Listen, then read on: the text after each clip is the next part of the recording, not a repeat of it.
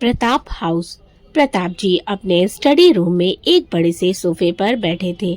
वहीं उनके ठीक सामने अव्यन अपने ठंडे और सख्त ऑरे के साथ हमेशा की तरह बिना किसी एक्सप्रेशन के बैठा था। प्रताप जी उसकी पर्सनैलिटी से अच्छे से वाकिफ थे, इसीलिए उन्हें उसके बिहेवियर की आदत थी। उन्हें कहीं न कहीं अंदाजा था कि वो शायद उससे कुछ बात करना चाहता है। वो अभी कुछ कहते उससे पहले अव्यन अपनी ठंडी आवाज में बिना बातों को घुमाए सीधे उनसे पूछता है, नानू, आप फिलहाल के लिए मिहिर की शादी कैंसिल कर दीजिए। ये सुनते ही प्रताप जी एक लंबी सांस लेते हुए बोले, मुझे पता था कि तुम कुछ ऐसा ही कहने आए हो। ये जरूर तुमसे मिहिर ने ही कहा होगा। मैं जानता था इसके लिए वो तुम्हें जरूर आगे करेगा, क्योंकि वो अच्छे से जानता है मैं तुम्हारी बातों को जल्दी नहीं टालता। लेकिन बेटा, तुम नहीं जानते, 2-3 सालों से वो बस यही कर रहा है। उसने जिद पकड़ ली है कि वो अभी शादी नहीं करेगा। अब तुम ही बताओ, तुम दोनों 28 के हो रहे हो, अब शादी नहीं करोगे तो क्या 40 की एज में करोगे?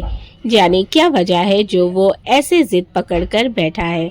मेरी एक नहीं सुन रहा, पर मैंने भी ठान लिया है कि इस बार तो उसकी शादी करवा कर ही रहूंगा। मैं भी देखता हूँ कि अब कैसे वो मना करता है। अव्यन एक नजर उन्हें देखता है, फिर एक लंबी सांस भरते हुए बोला, नानू, आप बड़े हैं, मैं आपके फैसले पर उंगली नहीं उठा रहा, ना ही उठाऊंगा। सिर्फ इतना ही कहना चाहता हूँ कि मिहिर अभी शादी के लिए तैयार नहीं है। ऐसे में आप उसके साथ जबरदस्ती तो नहीं कर सकते ना। और फिर यहाँ पर सिर्फ एक जिंदगी का सवाल तो नहीं है, यहाँ 2 जिंदगियों का सवाल है। आप जबरदस्ती उसकी मिहिर से शादी करवा भी दोगे तो उस लड़की का क्या होगा शादी के बाद? मिहिर उसे वो खुशी नहीं दे पाएगा जिस पर उसका हक होगा। ऐसे तो वो लड़की कभी खुश नहीं रह पाएगी, उसकी जिंदगी भी बर्बाद हो जाएगी। इस बारे में आप एक बार सोचिएगा जरूर। इतना बोल वो कुर्सी से उठकर रूम से बाहर निकल जाता है और छोड़ जाता है प्रताप जी को उनकी सोचों में। प्रताप जी उसकी कही बातों को गहराई से सोचने लगते हैं। अव्यन अपने रूम में आता है और बेड की ओर बढ़ जाता है। दरअसल अव्यन का मिहिर के घर आना जाना होता रहता था, इसीलिए प्रताप जी ने उसके लिए उसका रूम अलग से रेडी करवा दिया था। सो जब भी यहाँ रुकता तो वो अपने रूम में ही रुक सकता था। अव्यन जैसे ही अपने किंग साइज बेड की ओर बढ़ता है, तभी मिहिर कुछ बोले बिना दंदनाते हुए उसके रूम में घुस आता है और अव्यन के बेड पर जाकर पसर जाता है। मिंटू से लेट जाता है। अव्यन ये देख उसे गुस्से से घूरते हुए कहता है, ये क्या है मिहिर, तुम मेरे रूम में क्या कर रहे हो? अभी उठो यहाँ से और जाओ अपने रूम में। मिहिर बेड पर हाथ पैर फैलाकर लेटते हुए, मैं नहीं जा रहा, आज मैं अपने दोस्त के साथ सोऊंगा। ये सुन अव्यन सख्त लहजे में बोला, बिल्कुल नहीं, तुम यहाँ नहीं सो सकते। मुझे अपना रूम शेयर करना बिल्कुल नहीं पसंद, फिर चाहे वो कोई भी हो। उठो अभी के अभी यहाँ से। ये बोल वो उसका हाथ पकड़ते हुए खींचकर रूम से बाहर ले जाने लगता है। मिहिर चिढ़ते हुए, हद है यार, कितना खड़ूस है यार तू, ऐसे ही रहा तो शादी कैसे करेगा? अपनी बीवी को भी रूम से बाहर निकाल देगा, ये कहकर कि मैं किसी के साथ रूम शेयर करना पसंद नहीं करता। अव्यन उसे घूरते हुए सख्त लहजे में कहता है, फिलहाल तू अपनी फिक्र कर, ऐसे ही शादी के लिए मना करता रहा तो बूढ़ा हो जाएगा, फिर नहीं मिलने वाली कोई। इतना बोल वो उसके मुंह पर दरवाजा बंद कर देता है।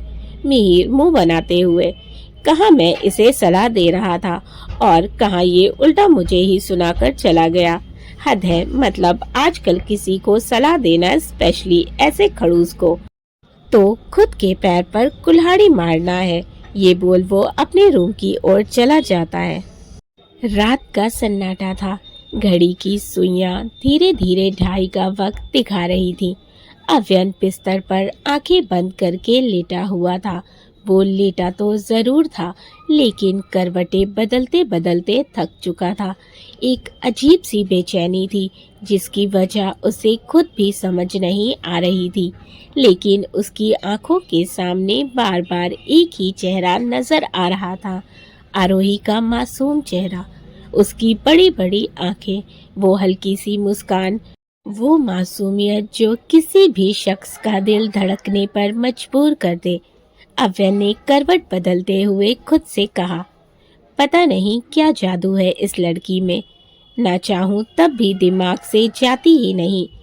नींद जैसे उसकी दुश्मन बन गई थी। आखिरकार झुंझलाकर उसने चादर एक तरफ फेंकी और तेज कदमों से बालकनी की तरफ बढ़ गया। बालकनी में ठंडी हवा चल रही थी। चांद बादलों के बीच लुका छिपी खेल रहा था। वो वहीं रेलिंग पर हाथ रखकर खड़ा हो गया। उसकी आंखें दूर आसमान की ओर थी, लेकिन सोच कहीं और ही भटक रही थी। आरोही के पास शायद। अव्यन धीरे से खुद से कहता है, क्यों हर बार तुम्हें देखकर एक अजीब सा सुकून मिलता है बेबी गर्ल, और फिर जब तुम मुझसे दूर चली जाती हो तो जैसे कुछ अधूरा सा रह जाता है मेरे अंदर। अव्यन खुद से लड़ रहा था, अपने ही जज्बातों से, जो हर दिन और गहरे होते जा रहे थे। लेकिन वो अव्यन था, अव्यन सिंह राठौर। इतनी जल्दी कैसे अपनी फीलिंग्स एक्सेप्ट कर लेता? वो अपने बहकते जज्बातों को खुद में जब्त कर थोड़े गुस्से से कहता है, ये सब बकवास है। मैं इन फालतू चीज़ों में यकीन नहीं करता। इमोशनल फीलिंग बस टाइम वेस्ट है। फिर एक लंबी सांस भरते हुए, आह, लेकिन क्यों? लेकिन जाने क्यों? फिर भी तुम्हारी ओर खींचा चला जा रहा हूँ। इतना बोल वो सिर उठाकर चांद को देखता है और कुछ देर वैसे ही खामोश खड़ा रहता है, जैसे खुद से कोई जवाब मांग रहा हो। वो घंटों वहीं खड़ा रहता है। आंखों में नींद नहीं थी, पर एक चेहरा था जो नींद से कहीं ज्यादा अब हकदार बन चुका था उसकी जिंदगी में। अगले दिन आरोही जल्दी ही ऑफिस आ गई थी। आते ही वो अपने काम में लग गई। वही रिया अपने डेस्क पर बैठी उसे घूर रही थी। वो उस थप्पड़ को भूली नहीं थी और आज भी उस बदले की आग में जल रही थी। वो धीरे से उठती है और आरोही के पास आती है। आरोही, जो अपने काम में बिजी थी, नजरें उठाकर उसकी ओर देखती है, फिर वापस नजरें अपने काम की ओर कर लेती है।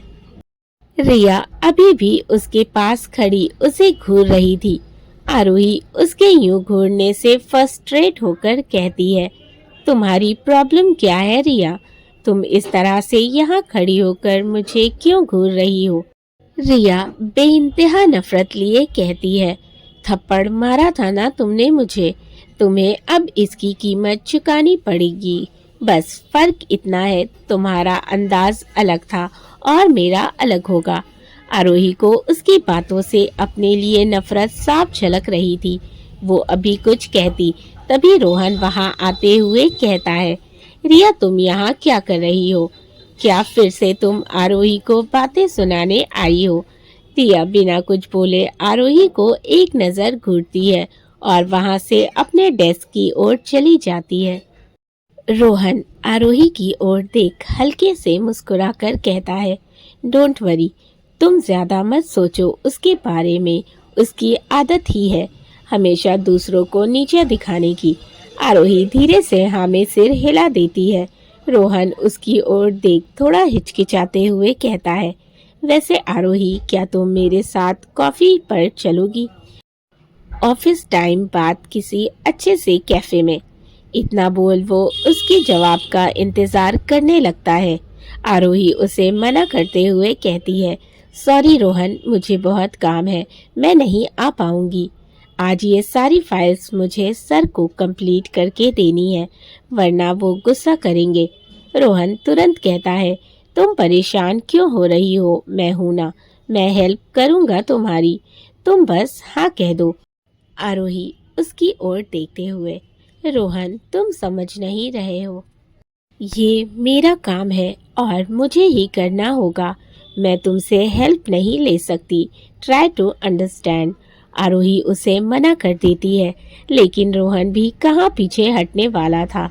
वो बार बार उसे इंसिस्ट कर रहा था, जिससे मजबूर होकर आरोही को हामी भरनी पड़ती है। रोहन उसके हाँ बोलने पर बहुत खुश होता है और उसे बताता है कि वो किस कैफे में जाने वाले हैं। वो दोनों अभी बातें ही कर रहे थे कि तभी वहाँ का माहौल अचानक ठंडा हो जाता है। तापमान गिरता हुआ सा महसूस होने लगता है। होता भी क्यों ना, हमारा हीरो जो आ रहा था अपना कोल्ड और सख्त ऑरा लेकर। अव्यन अपने डोमिनेटिंग पर्सनालिटी के साथ एंटर करता है।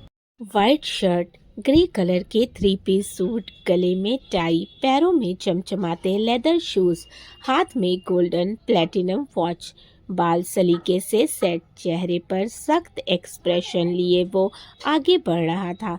पूरे माहौल में एकदम पिन ड्रॉप साइलेंट हो गया था। सभी एम्प्लॉय की निगाहें उस पर टिकी हुई थी। लड़के उसे अपने आइडल के रूप में देख रहे थे, तो वहीं लड़कियां उसे देख ठंडी आहें भर रही थी।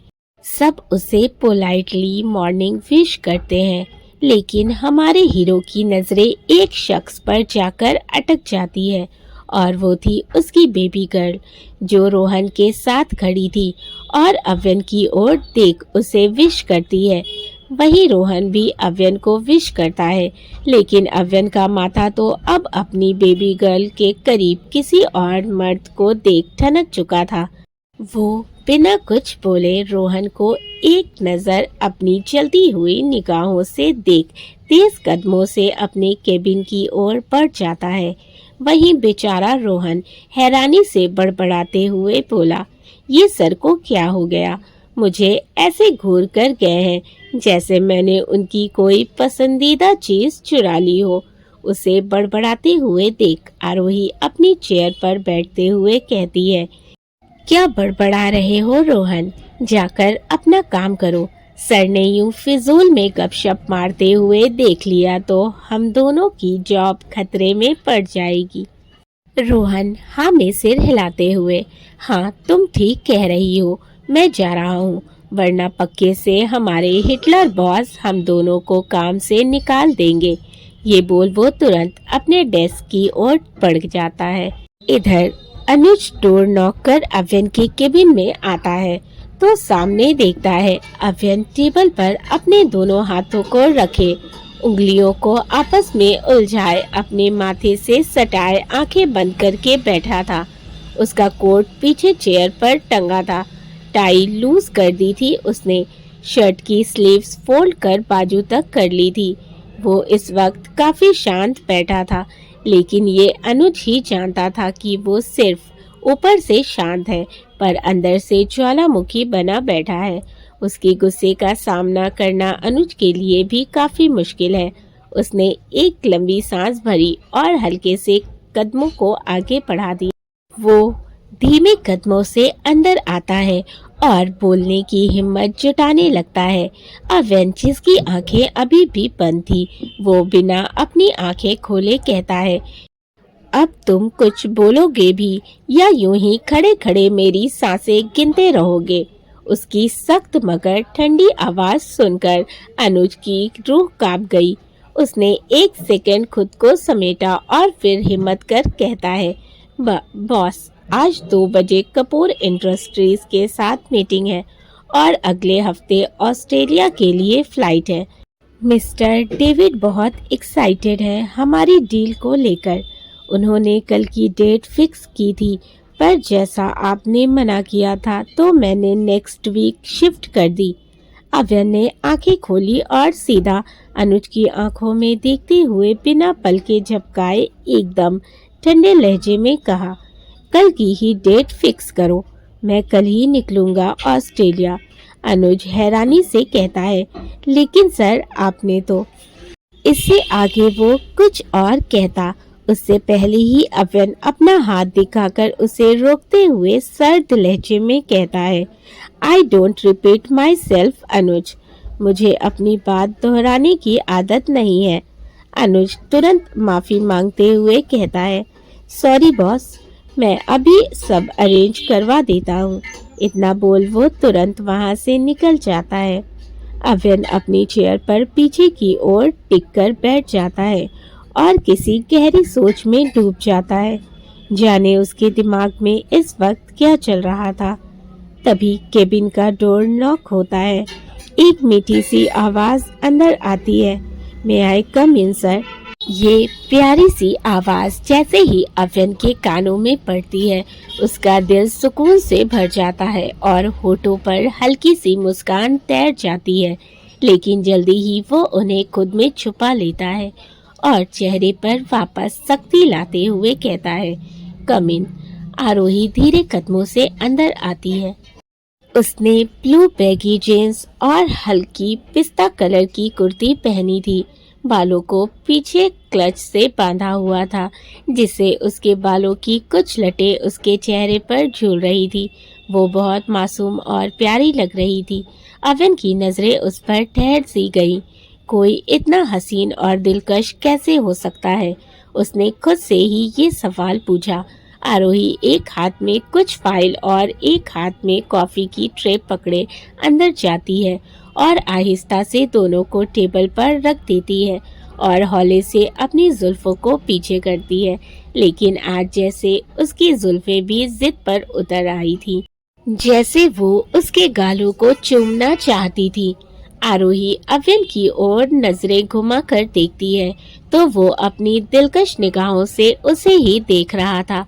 आज अव्यन की भी नजरें जैसे गुस्ताखी पर उतर आई थी, जिसका एहसास उसे खुद भी नहीं था।